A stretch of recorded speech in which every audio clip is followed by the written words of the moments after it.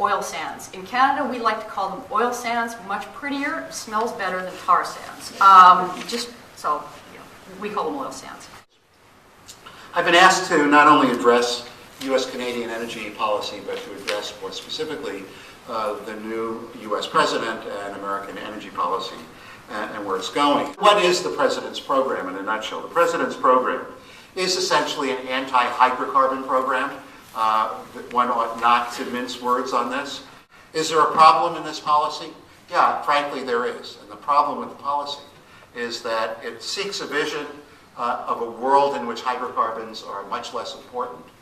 But it skirts around the fact that we are in a world, very much a world, in which hydrocarbons very much matter. And yet the president has not nominated a single political appointment of anybody who knows anything about hydrocarbons.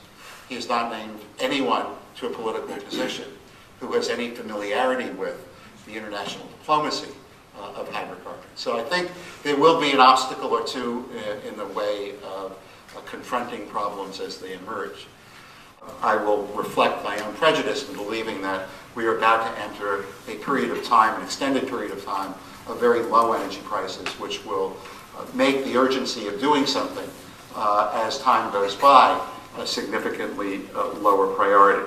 It would be prudent for the advisors of the president to think about the opportunities that are provided in a relatively low price environment extending for a period of time.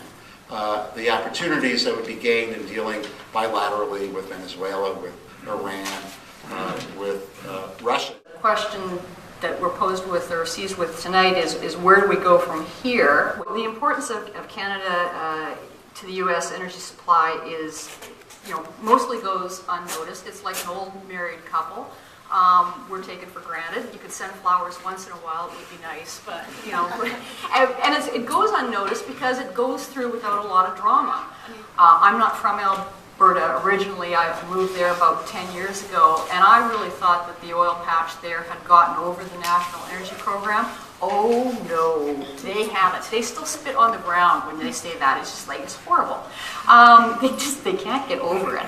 They know that we need a strategy, they know we need a plan, they just don't want to actually say it out loud.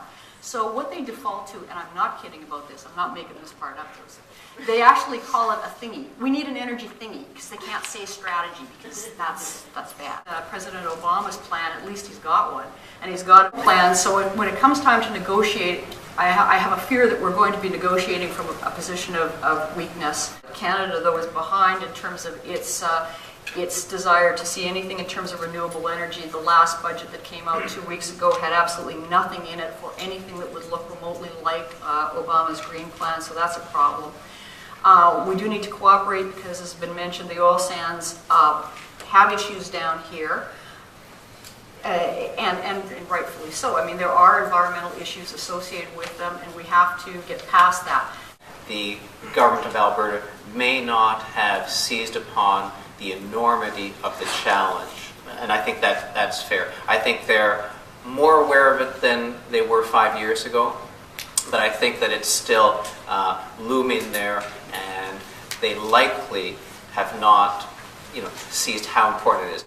We have to, in Canada, spend more dollars, public and private, on carbon management. We have to spend more money because it's in our interest, but we also have to spend more money because that's what our largest customer wants. If we can do that, we will sustain our economy and we will help solve the U.S. problem.